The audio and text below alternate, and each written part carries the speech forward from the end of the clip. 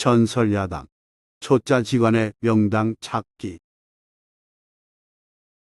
먹는 날보다 굶는 날이 많은 가난한 선비 부부가 있었습니다. 어느 날 여러 끼니를 굶은 아내가 배고픔을 참다 못해 남편을 바라보며 말했습니다. 이웃집 박 씨는 무식한데도 직원 행세를 하고 돌아다니며 먹고 사니 당신도 쇠 하나 구해서 직원 노릇을 하여 밥벌이라도 하면 좋지 않겠어요? 아내가 말한 쇠는 방향을 파악하는 데 쓰는 지남철을 가리킵니다. 쇠를 끌어당기는 자기를 띤 물체의 바늘은 항상 남북을 가리키므로 지남침이라고도 말하며 지관은 지남철을 허리에 차거나 몸에 지니고 다녔기에 흔히 패철이라고 불렀습니다. 아내의 권유에 선비가 답했습니다. 알겠소. 그렇게 해보리다. 선비는 풍수책과 지남침을 구해 풍수에 대해 조금 익힌 뒤 패철을 허리에 차고 길을 나섰습니다. 어디로 가야 하나? 선비가 갈림길에서 길을 살필 때 패철을 찬 직원들이 한 집으로 다투어 들어가는 모습이 보였습니다. 무슨 일인가 싶어 선비가 마을 사람에게 가닥을 물으니 그 집주인이 아버지 뇌자리를 구하려 직원들을 불렀다는 것이었습니다. 그렇다면 나는 구경이나 해보자.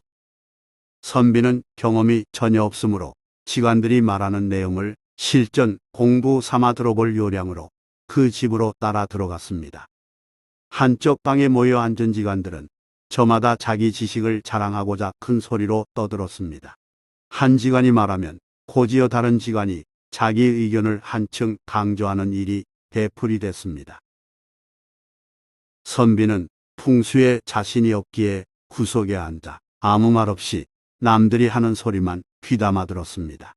이해하기 힘든 말이 많았지만 그 중에는 그럴듯한 말도 있었기에 가끔 고개를 끄덕였습니다. 주인은 여러 직원의 의견을 듣다가 문득 방구석에 앉아 간간히 빙긋 웃을 뿐 말이 없는 직원을 보고 이렇게 생각했습니다.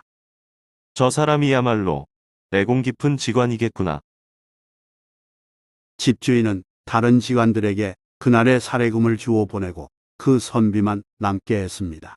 선비는 잠시 어리둥절했지만 이내 집주인의 의도를 파악해서 가만히 있었습니다. 선비는 융숭한 대접을 받으며 하룻밤을 지낸 뒤 다음 날 아침 주인과 함께 명당을 찾기 위해 산으로 나갔습니다. 걸으면서 선비는 속으로 걱정했습니다. 이거 어떻게 해야 하남? 사실 선비는 제대로 아는 풍수 지식이 없으므로 명당을 찾을 방법이 난감해 여기저기 산 구경만 하고 다녔습니다. 주인 눈에는 직원이 최선을 다해 발품을 파는 모습으로 보여 아무 불평하지 않고 묵묵히 뒤를 따랐습니다. 그러다가 해가 저물었습니다. 선비는 양심의 가책으로 괴로워하다 도망치기로 작정하고 냅다 뛰어 달아났습니다. 그러자 주인은 드디어 직원이 명당 줄기를 발견한 것으로 오해하고 허겁지겁 뒤쫓아갔습니다. 선비가 달아나다 칡동굴에 걸려 철폭 쓰러졌을 때 따라온 주인이 명당 혈이 바로 여기냐고 물었습니다. 선비가 마지못해 고개만 끄덕이자 주인이 무슨 좌냐고 물었습니다. 좌는 몇 자리의 등진 쪽을 이루는 말입니다. 선비는 뭐라고 대답해야 할지 몰라 당황하던 차에 마침 옆에 있는 감나무를 보고 감자라고 불러댔습니다. 주인은 그 말을 감자로 알아들었습니다. 주인은 풍수에 대해 들은 바가 많은지라 감자는 자자의 다른 이름임을 알고 있었기 때문입니다. 자자는 정북향 자방을 등진 자리로 정남향입니다. 그럼 무슨 득입니까? 주인은 기대를 품고 또 물었습니다. 풍수지리에서 득은 땅에 전기가 모여 뇌자리나 집터로서 가장 좋은 자리에 흐르는 물을 가리키는 말입니다. 선비는 쓰러질 때 벗겨진 집신이 눈에 띄었으므로 신득이라고 답했습니다.